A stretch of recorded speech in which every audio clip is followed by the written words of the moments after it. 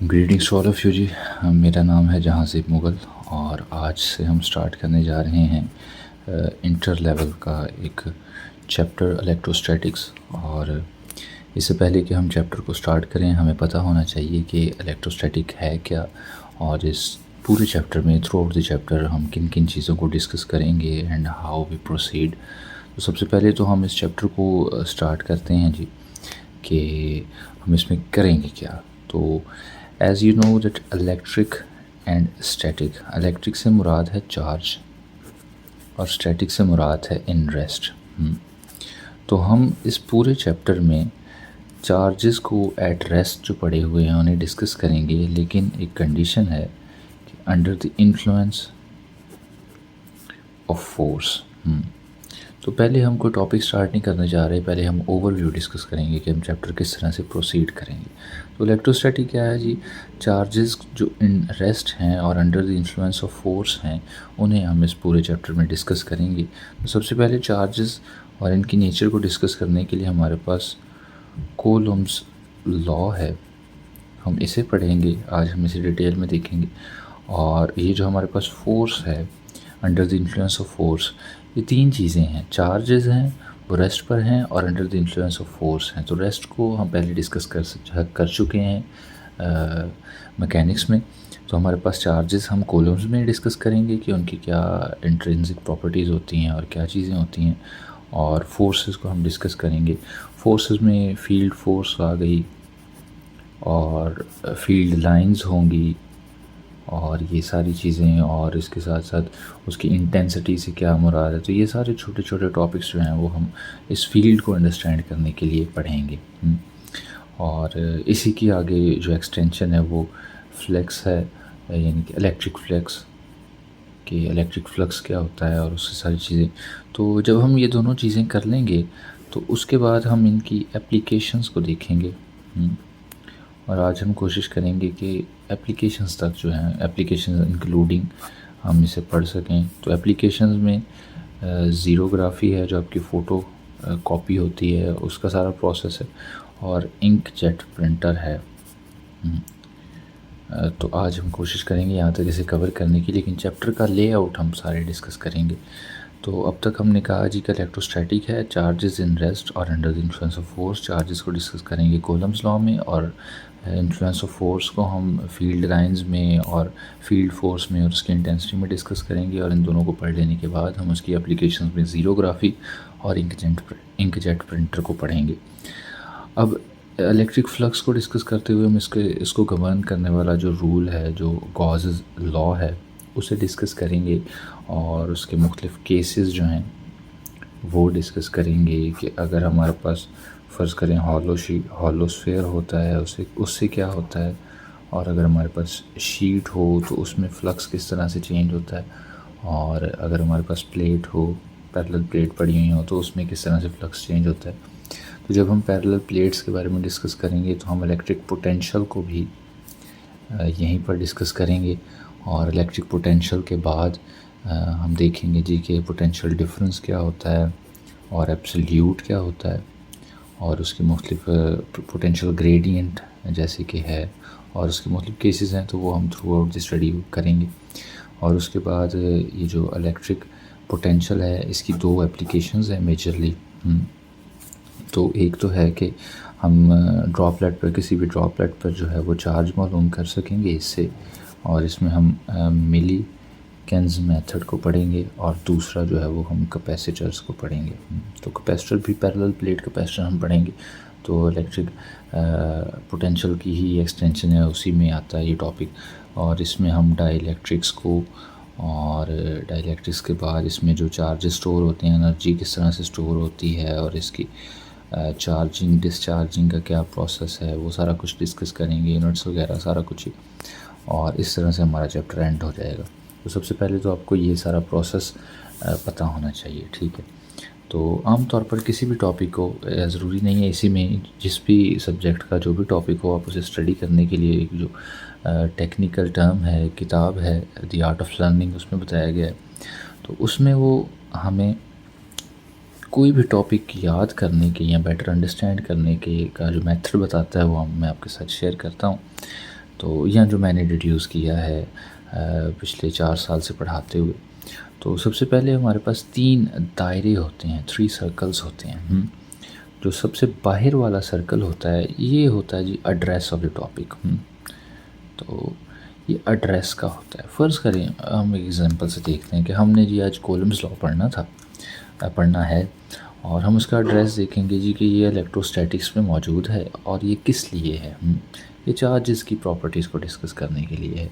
उसके बाद अंदर वाला दायरा जो है, दूसरा दायरा, उसमें हम देखते हैं कि इसमें ओवरऑल गेम क्या है, कि जी हमने कहाँ से स्टार्ट होना है और कहाँ पे एंड करना है। ज़्यादा बातें नहीं, सबसे पहले ये पता होना चाहिए कि ये टॉपिक कहाँ है, इसका एड्रेस क्या है और ये क्यों है। दूसरा हमें ये पता होना चाहिए कि हमने कहाँ से स्टार्ट करना है और कहाँ पे ख़त्म करना है, ठीक है, ओ मोटी मोटी बात। और जो लास्ट वाला दायरा है वो होता है कि जी हम उसकी माइन्यूट डिटेल्स जो हैं, उसमें कौन कौन से यूनिट्स हैं, को वैल्यू है तो वो क्या है, और डेफिनेशन वगैरह जो है वो टेक्निकल तो वो क्या है, तो वो थर्ड दायरा है। तो हमारे स्टूडेंट्स क्या करते हैं, वो स्टार्ट ही सेंटर वाले दायरे से करते हैं। तो शॉर्ट डिटेल्स को याद करने की कोशिश करते हैं तो वो एक ही बार में ऐसे आपके जहन में नहीं आएंगी। तो कोई भी टॉपिक पढ़ें तो सबसे पहले तो ये देखें कि वो कहाँ है, उसका एड्रेस क्या है, वो क्यों है। फिर उसके बाद ये कि उसमें हमने कहाँ से चलना है और कहाँ ख़त्म होना है, और लास्ट में उसकी डिटेल्स, ठीक है। जिस तरह हमारे पास कूलम्स लॉ है, आज हम डिस्कस करेंगे। तो ये इलेक्ट्रोस्टैटिक में मौजूद है और ये चार्जेस की नेचर को ऑब्ज़र्व करने के लिए इस्तेमाल होता है। तो एक दायरा कंप्लीट। उसके बाद कूलम्स लॉ है, उसका हमें ओवरऑल गेम पता होनी चाहिए जी कि कूलम्स एक बंदा था जी, उसने एक लॉ दिया कि इसमें जो फोर्सेस होती हैं चार्जेस में वो क्यों, वो कैसे होती हैं, वो क्या होती हैं, उनका मैथमेटिकल एक्सप्रेशन क्या होता है, रिलेशन क्या होता है। तो हमने वो इसमें सारा डिस्कस करना है जी। और थर्ड जो है इसमें डिटेल्स हैं कि इसकी फार्मूला कैलकुलेशंस कैसी हैं और उसमें जो यूनिट्स वगैरह हैं वो कैसे हैं, तो वो हम डिस्कस करेंगे जी। तो सबसे पहले तो कूलम्स लॉ जो है,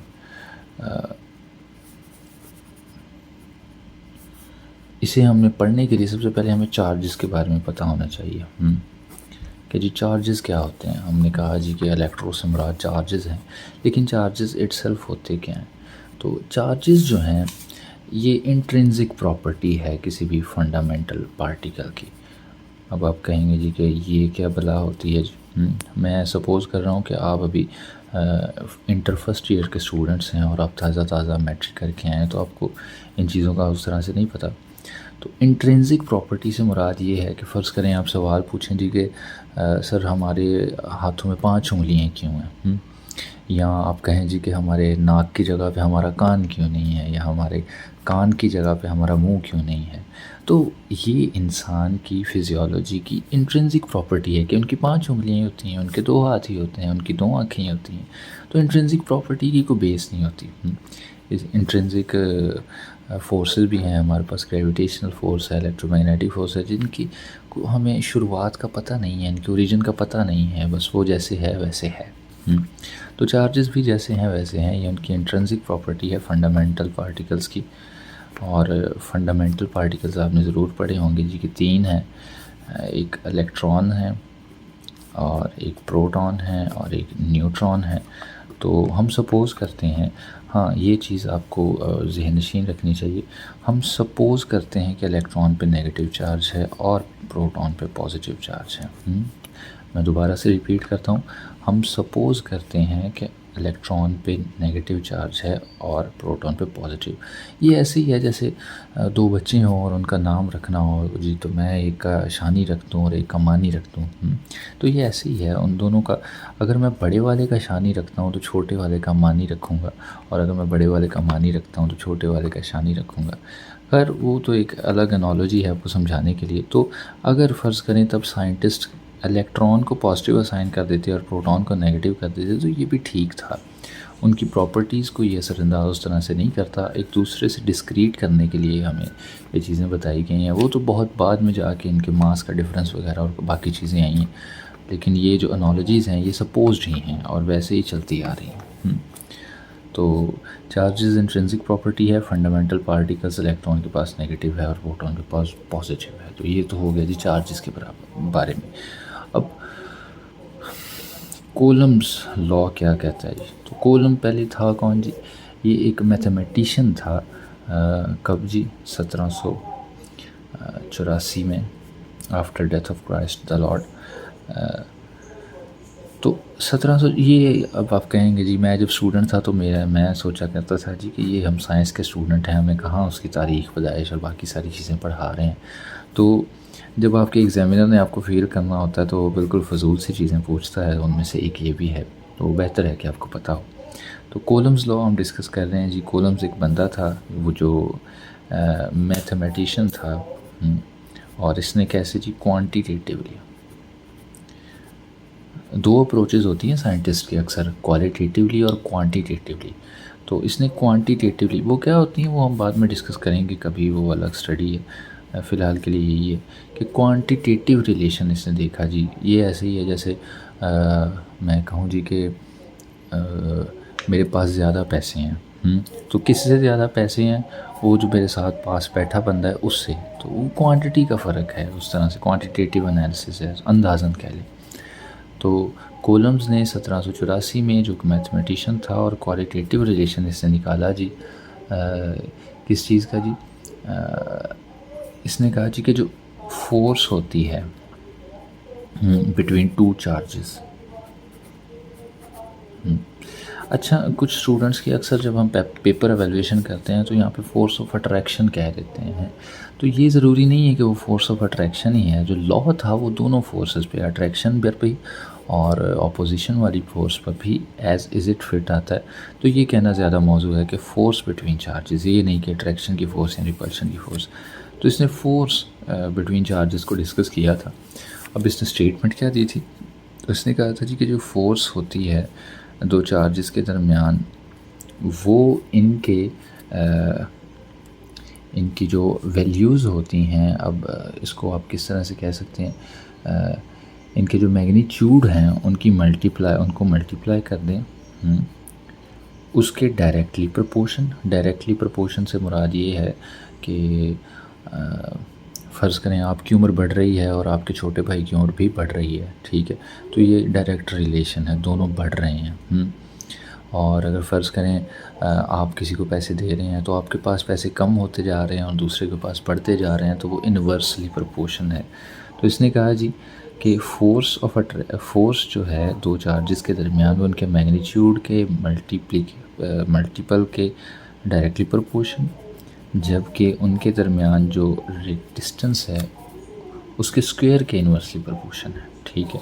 तो फ़र्ज़ करें जी हमारे पास यहाँ पे ये Q1 है और यहाँ पे ये Q2 है, तो ये आपस में R डिस्टेंस के दूर हैं और इस पर ये वाला मैग्नीट्यूड है, इस पर ये, तो इन दोनों को हम मल्टीप्लाई करेंगे तो फोर्स उसके डायरेक्टली प्रोपोर्शन होगी और इनके दरमियान जो डिस्टेंस है उसके स्क्वायर के इन्वर्सली प्रोपोर्शन होगी। तो अभी आप देखें कि ये सिर्फ क्वांटिटेटिव है, ये अंदाज़ा है, कोई एग्जैक्ट वैल्यू नहीं है। तो ये मैथमेटिशियन था। और वैसे भी हम पॉइंट चार्जेस की बात कर रहे हैं, तो जो पॉइंट चार्जेस होते हैं तो वो तो समटाइम्स ऑब्जर्वेबल ही नहीं होते, ठीक है, तो इनका क्वांटिटेटिव एनालिसिस ही हो सकता था। एक्सपेरिमेंटल तो बहुत जाके बाद में प्रूव हुआ कि जी कोलम्स ने ठीक कहा था। तो अब हम अगर इन दोनों को इकट्ठा लिखने की कोशिश करें तो हम फोर्स और ये प्रोपोर्शनैलिटी का साइन, अच्छा मैं बताता चलूँ कि ये प्रोपोर्शनैलिटी का साइन है, और अगर इस तरह से लिखा हो दोनों चीज़ों के दरमियान में तो इसको हम डायरेक्टली प्रोपोर्शन पढ़ेंगे, और अगर 1 के ओवर में कोई चीज़ लिखी हो तो इन दोनों को हम इन्वर्सली पर पढ़ेंगे। ये प्रोपोर्शनैलिटी है अकेली।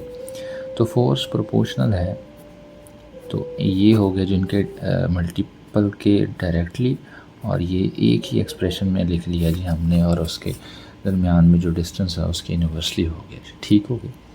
तो प्रोपोर्शनैलिटी साइन आपने मैट्रिक में भी जब भी कभी गायब किया होगा तो उसकी जगह पे आपने कोई ना कोई कांस्टेंट लगाया होगा। तो हम भी यहाँ पे कांस्टेंट लगाएंगे जी के, और के क्या है जी? प्रोपोर्शनैलिटी कांस्टेंट है। और इसकी वैल्यू क्या होती है? प्रोपोर्शनैलिटी कांस्टेंट यहाँ पे चूँकि स्पेसिफिकली हम इलेक्ट्रोस्टैटिक की बात कर रहे हैं, तो ये प्रोपोर्शनैलिटी कांस्टेंट को हम इलेक्ट्रोस्टैटिक कांस्टेंट कहेंगे, ठीक है जी। और ये किस किस पे डिपेंड करती है? ये अक्सर कई बार ये क्वेश्चन पूछा गया है जी कि ये इलेक्ट्रोस्टैटिक कांस्टेंट जो है वो किन किन पे डिपेंडेंट है? तो ये दो चीज़ों पे डिपेंडेंट है जी। एक है जी चॉइस ऑफ यूनिट्स पे, और दूसरा है जी नेचर ऑफ मीडियम पे। तो नेचर ऑफ मीडियम से और यहाँ ये किस तरह से है, हम अभी एक्सप्रेशन देखते हैं।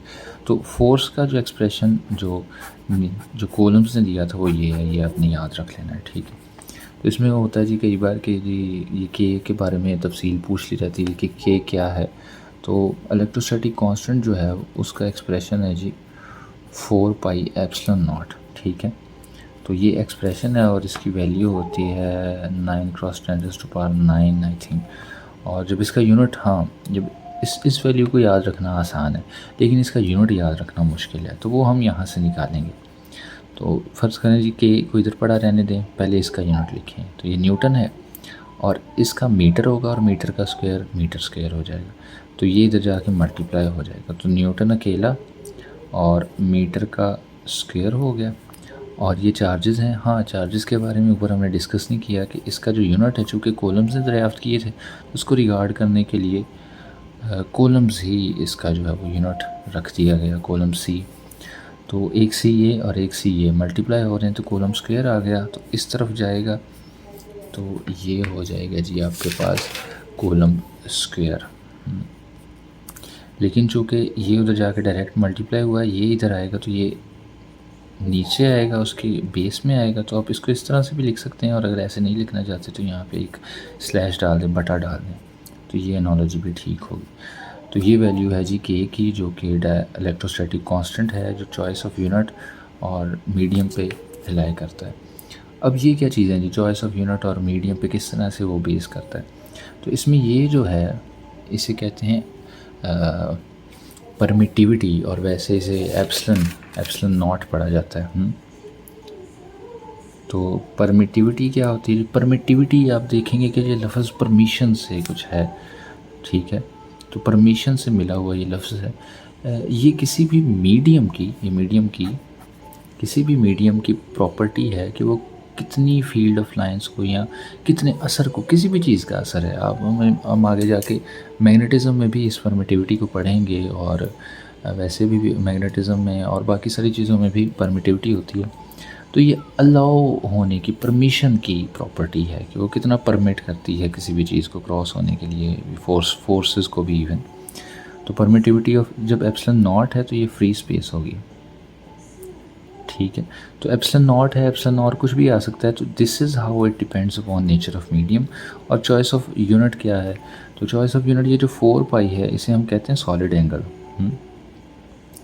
और ये एक वो रेडियन और स्टेरेडियन पढ़ा होगा आपने। तो जब स्टेरेडियन होता है तो वो सॉलिड एंगल 4 पाई होता है। तो ये आपका कंसर्निंग टॉपिक नहीं है, ये मैंने इसलिए बताया कि आपको पता होगा, सर को ये भी पता है, अक्सर ये बात नहीं बताते टीचर्स। तो ये एक्सप्रेशन हो गया जी हमारे पास इलेक्ट्रोस्टैटिक कांस्टेंट का, ठीक है। तो ये तो था जी कि फ्री स्पेस में, तो और ये एक्सप्रेशन आ गया हमारे पास। तो हम देखते हैं जी कि हमारे पास जो फोर्स होती है, तो फोर्स तो हमारे पास वेक्टर है। तो यहाँ पे तो सर हमने स्केलर क्वांटिटी ही रखा हुआ है, तो ये क्या मसला है? तो अब हम मसला करेंगे वेक्टर फॉर्म को ड्राइव, ठीक है। तो इसको वेक्टर फॉर्म भी कहते हैं। और एक और भी एंड पे जाके मज़ेदारी का सवाल आपको याद हो चुका होगा। तो इससे पहले कि हम आगे जाएं, हम ना पीछे से रिवाइज़ कर लेते हैं। रिवीजन बड़ी ज़रूरी है, उसी से आपको याद होना है। तो हमने स्टार्ट किया था जी इलेक्ट्रोस्टैटिक पे, ये तो मेरा ख्याल हमने कर लिया था। चले आएँ। तो इलेक्ट्रो यानी charges at rest under the influence of force. तो चार्जेस की प्रॉपर्टी कूलम्ब लॉ से जानेंगे, और फोर्स की property field force, field lines और फील्ड इंटेंसिटी के बारे में जानेंगे। और इन दोनों की एप्लीकेशंस में ज़ीरोग्राफी और इंकजेट प्रिंटर आ जाएगा। और इसी की एक्सटेंशन में फ्लक्स पढ़ेंगे, इलेक्ट्रिक फ्लक्स, और उसको गवर्न करने वाला कॉजेज़ लॉ। फिर उसके मुख्तलिफ़ केसेस, हॉलो स्फीयर है या शीट ऑफ चार्जेस है या प्लेट है। तो जब हम प्लेट को डिस्कस करेंगे तो जो पैरेलल प्लेट है उनमें पोटेंशियल डिफरेंस और इलेक्ट्रिक पोटेंशियल के बारे में, एब्सोल्यूट पोटेंशियल के बारे में, ग्रेडियंट पोटेंशियल के बारे में पढ़ेंगे। और फिर इनकी एप्लीकेशंस जो हैं वो एक तो ये है कि हम मिलिगन ड्रॉप मेथड पढ़ेंगे जिससे हम किसी भी चीज़ पर चार्ज मालूम कर सकेंगे, और दूसरा हम कैपेसिटर्स पढ़ेंगे और कैपेसिटर की बाकी सारी प्रॉपर्टीज़। फिर हमने स्टार्ट किया जी हमारा कूलम्ब्स लॉ। तो कूलम्ब्स लॉ स्टार्ट करने से पहले हमें चार्जेस के बारे में पता होना चाहिए था। चार्जेस क्या होते हैं जी? तो चार्जेस जो है वो किसी भी फंडामेंटल पार्टिकल की इंट्रिंसिक प्रॉपर्टी है, जिस तरह हमारी ये है कि हमारी 5 उंगलियां हैं। तो फंडामेंटल पार्टिकल्स को साइन होने वाले साइंस जो हैं, हमने कहा है जी कि ये सपोज हैं, तो ये ऐसी है कि एक को एक दिया तो दूसरे को उसके ऑपोजिट देना है, ठीक है। तो फ़िलहाल ये चल रही है एनालॉजी। कूलम्स लॉ हमने कहा जी 1784 आफ्टर डेथ ऑफ क्राइस्ट में एक बंदा था जी, मैथमेटिशियन, उन्होंने क्वालिटेटिवली स्टडी किया और एक लॉ दिया जी फोर्सेस को जो चार्जेस में गवर्न होती थी। इसने कहा जी कि दो चार्जेस में जो फोर्सेस है, जो फोर्स है दो पॉइंट चार्जेस में, तो वो डायरेक्टली प्रोपोर्शन होती है, जो फोर्स है वो डायरेक्टली प्रोपोर्शन होती है उनके मैग्नीट्यूड के मल्टीपल के, और इन्वर्सली प्रोपोर्शन होती है उनमें डिस्टेंस के स्क्वायर के, ठीक है। पॉइंट चार्ज क्या होता है जी? पॉइंट चार्ज होता है जी कोई भी टेस्ट चार्ज यूजुअली पॉजिटिव होता है, जिसके हिसाब से हम दूसरी चीज़ को फाइंड करते हैं। इसकी प्रॉपर डेफिनेशन भी है, वो हम करेंगे आगे क्वेश्चंस में। इसको हमने इकट्ठा लिखा तो ये एक्सप्रेशन बन गया। प्रोपोर्शनलिटी को हटाया तो के लग गया। के क्या है जी? इलेक्ट्रोस्टैटिक कांस्टेंट है। ये किन पे डिपेंड करता है जी? चॉइस ऑफ यूनिट पे और नेचर ऑफ मीडियम पे। और इसका एक्सप्रेशन क्या है जी? के इज इक्वल टू 1/4πε0। इसकी वैल्यू है जी 9 × 10⁻⁹ ये इजी है। न्यूटन पर मीटर स्क्वायर पर कूलम स्क्वायर। ये कैसे है जी? ये हमने यहाँ से निकाला जी। के को इधर ही पढ़ा रहने दिया, बाकी सारी चीज़ों को उठा के उधर ले गए और वहाँ पे उनके यूनिट्स डाल दिए। फोर्स का न्यूटन आ गया और आर स्क्वायर का मीटर स्क्वायर आ गया। ये दोनों मल्टीप्लाई हो रहे थे, जबकि ये कॉलम का स्क्वायर जो था वो डिवाइड हो रहा था, तो हमने वो सारा लिख दिया। अब इसमें 4π जो है वो सॉलिड एंगल है, तो ये है वो जो चॉइस ऑफ यूनिट पे हमारी डिपेंडेंसी थी। और ये ε0 जो है ये परमिटिविटी है। ये है हमारी जो चॉइस ऑफ मीडियम थी उस पर डिपेंडेंसी। तो परमिटिविटी क्या होती है? परमिशन होती है किसी भी मीडियम में कि वो कितना परमिट करता है किसी भी फोर्स को दूसरे टेस्ट चार्ज पर एग्जर्ट होने के लिए। तो अगर नॉट लगा हुआ तो हमारे पास ये फ्री स्पेस की है, ठीक है। और इसकी वैल्यू भी कुछ होती है 8.85 क्रॉस 10⁻⁻12 और समथिंग। इसकी यूनिट्स भी हैं, हम उसी से रिड्यूस कर सकते हैं, but that is not of much importance. तो एक्सप्रेशंस में हम देख लेंगे, अगर सामने अगर कहीं पूछा हुआ तो हम देख लेंगे कि ये कितनी है। उसके बाद हमने कहा जी कि सर हमारे पास जो फोर्स है वो तो वेक्टर है, तो हमने स्केलर फॉर्म उसकी निकाली है, तो अब वेक्टर फॉर्म निकालें। तो वेक्टर फॉर्म निकाल लेते हैं जी। तो फ़र्ज़ करें इसने हमें कहा जी कि ये जो फोर्स है, कॉलम्स ने कहा था वो म्यूचुअल है। तो म्यूचुअल से क्या मुराद है जी? तो म्यूचुअल ये है जी कि फ़र्ज़ करें आप अपने क्लास फेलो को देख रहे हैं, तो एट ए टाइम आपको बात कर रहे हैं अपने क्लास फेलो के साथ, तो आप उसे देख रहे हैं, तो कन्वर्सली वो भी तो आपको देख रहा है। तो दिस इज़ म्यूचुअल, कि आप उसे देख रहे हैं तो वो आपको देख रहा है। उसी तरह से ये जो फोर्स है वो भी म्यूचुअल है। फ़र्ज़ करें हमारे पास ये Q1 है और यहाँ कहीं ये Q2 है, तो जो Q1 Q2 पे फोर्स लगा रहा है और जो फोर्स, अल्लाह आपका भला करे, Q2 Q1 पे लगा रहा है, वो दोनों बराबर हैं। तो ये है वो म्यूचुअल फोर्स। तो फोर्स का एक्सप्रेशन जो है वो आपको याद होना चाहिए कि एक छोटी सी बात है, ऑन फर्स्ट बाय सेकंड। क्या है जी? बोलें जी, ऑन फर्स्ट बाय सेकंड। यानी कि जो एक्सप्रेशन पहला होगा ना, उस पर फोर्स लग रही है किससे? दूसरे पार्टिकल से। तो F21 क्या है जी? Force on 2/1। तो ये है जी, ये पहला केस है जी, फोर्स ऑन 2/1। और फोर्स 1/2 क्या है जी? Force on 1/2। फोर्स ऑन 1/2, तो ये याद रखना जी, ऑन फर्स्ट बाय 2। ये पूछता है अक्सर एक्सप्रेशन देकर। तो हमने जो पहले फार्मूला निकाला है जी वो है जी 4πε0। के की जगह पे सिर्फ उसका एक्सप्रेशन डाला, बाकी वही है। तो Q1 Q2 over are square, और यहाँ पर भी ε0 into Q1 Q2 over are square. तो आप देखेंगे जी कि अभी तक तो ये दोनों सेम ही हैं। तो इसे वेक्टर बनाने के लिए फ़र्ज़ करें, आपको याद होगा जब हमने कार्टेशियन कोऑर्डिनेट सिस्टम पढ़ा था, तो इसमें यूनिट वेक्टर हमारे पास था, एक्स के अलॉन्ग जो था वो आई कैप था और वाई के अलॉन्ग जे कैप था, और अगर हमारे पास जेड हो तो उसके अलॉन्ग के कैप था। तो ये जो कैप वाले एक्सप्रेशंस थे, इसे हमने कहा था जी कि ये यूनिट वेक्टर्स हैं। और यूनिट वेक्टर का कोई, हम जानते हैं कि उसकी मैग्नीट्यूड 1 होती है, तो वो असर नहीं डालती, सिर्फ डायरेक्शन एलेबोरेट करता है। तो यहाँ पे हमने वो कार्टेशियन कोऑर्डिनेट सिस्टम नहीं लिया, तो ये एक आर्बिट्ररी डायरेक्शन है ये वाली, जिसका हमें नहीं पता। तो इसे हम यूनिट वेक्टर r से ज़ाहिर कर देते हैं 1 2 से।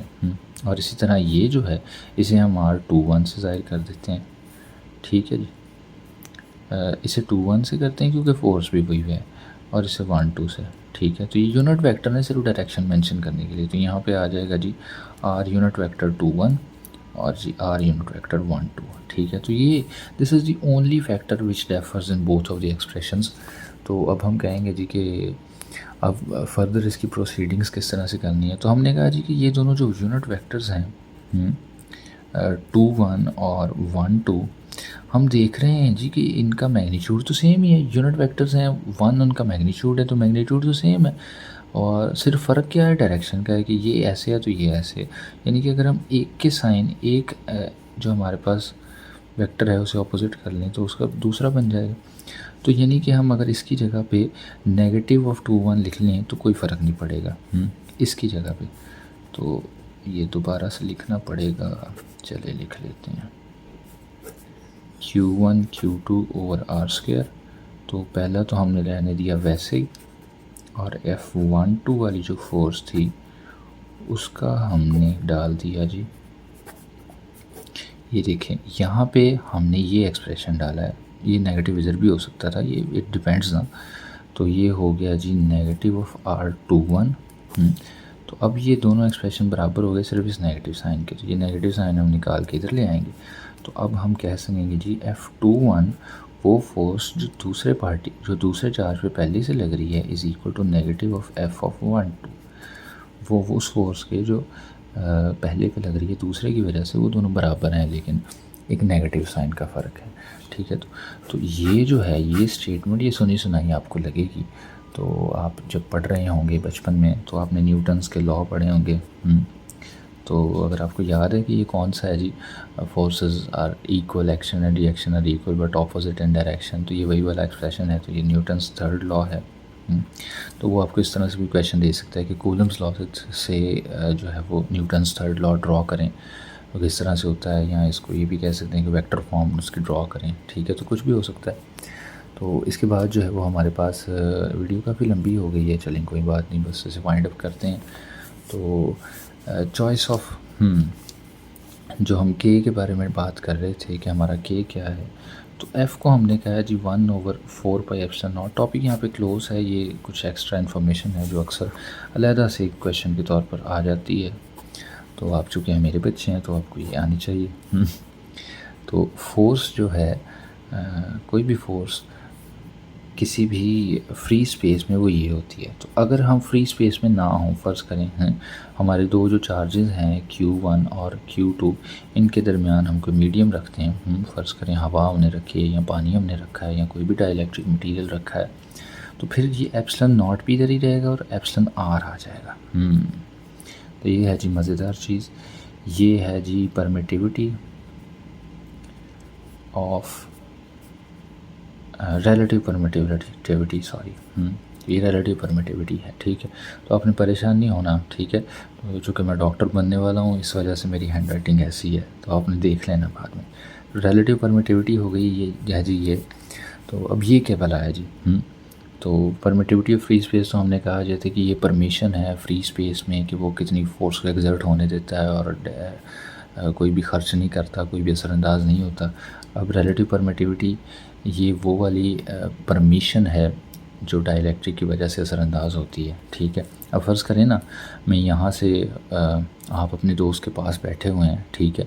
तो फ़र्ज़ करें आप उसकी तरफ एक सिक्का फेंकते हैं। तो अगर आप सिक्का फेंकते हैं तो वो डायरेक्ट उसके पास जाएगा, लेकिन अगर हवा तेज़ चल रही है, अगर वहाँ पे कुछ नहीं है तो वो डायरेक्ट जाएगा। अगर हवा तेज़ चल रही है या दरमियान में कोई आपका तीसरा दोस्त जो मेरे जैसा बड़ा शरारती है वो बैठा हुआ है, तो वो दरमियान में कैच कर लेगा, ठीक है। तो परमिटिविटी में उस परमिशन में खलल आ जाएगा, वो पहले वाली बात नहीं रहेगी। तो ये वो रिलेटिव परमिटिविटी है, ठीक है। तो इसका एक्सप्रेशन क्या है जी, तो सिर्फ यही एक्सप्रेशन फ़र्क है, बाकी आप देखें वही है।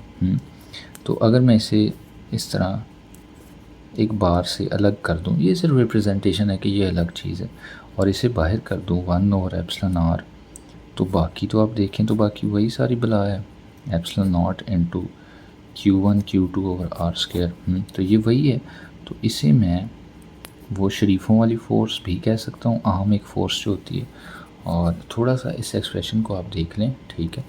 तो इसके साथ जब हम खेलेंगे तो हमारे पास आ जाएगा जी F/Fr, ठीक है। तो इससे हम डिफ़ाइन करेंगे जी रिलेटिव परमिटिविटी क्या है। तो रिलेटिव परमिटिविटी जो है ये हमारे पास रेशो है between the forces among the charges in free space, forces among charges in free space over forces among charges when medium is there, ठीक है। तो वो हमारी रिलेटिव परमिटिविटी कहलाती है। तो रिलेटिव जो है वो इससे आपको अंदाज़ा होना चाहिए कि विद रेफरेंस टू समथिंग, जिस तरह हमने पहले बात की है जी कि अगर मैं कहूँ जी कि मेरे पास उससे ज़्यादा पैसे हैं तो ये रिलेटिव है, उसके पास कम है तो मेरी उससे ज़्यादा है, ठीक है।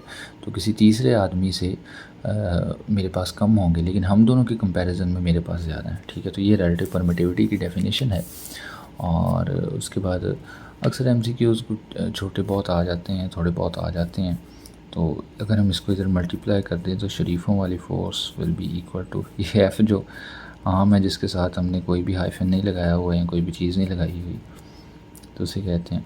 तो इस एक्सप्रेशन से अगर आप देखें तो एफ़ जो है वो हमारे पास, हाँ यहाँ पे ये वाला एक्सप्रेशन, फ़र्ज़ करें आप 5 को 10 से ज़रब देते हैं और 5.1 को 10 से ज़रब देते हैं तो आपके पास बड़ा कौन सा आएगा? ऑब्वियसली ये आएगा। तो यानी कि अगर फ़र्ज़ करें फोर्सेस 10 हैं और ये एप्सिलॉन नॉट ज़्यादा है तो हमारे पास ये एफ़ स्टेरिक जो है ये ज़्यादा होगा एफ़ से, ठीक है। तो ये एनालॉजीज़ हैं, मुख्तलिफ बुक्स में मुख्तलिफ तरह से हैं। कईयों के ये जो स्टेरिक है ये इधर लगा हुआ है, इधर कुछ नहीं लगा हुआ है, लेकिन आपने मतलब को समझ लेना है कि क्या कहा जा रहा है।